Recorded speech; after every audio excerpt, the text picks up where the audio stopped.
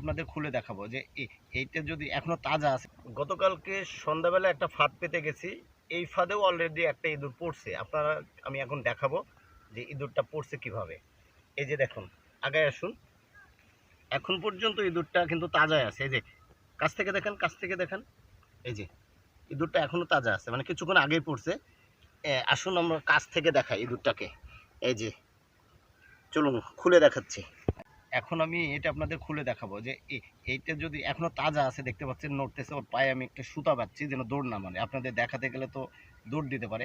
এই যে এইভাবে টান দিলেও খুলে যাবে, অথবা আপনারা এই যে বেল্ট, এই যে বেল্টটা এইভাবে যখন এই বেল্টটা এইভাবে যখনই খুলে দিব, এই যে খুলে দিব, খুলে দিয়ে দেখেন, এই যে এখনো তাজা আছে, এবার দৌড় দিতে পারে, ওর পায়ে সুতা আটকেছে। এই যে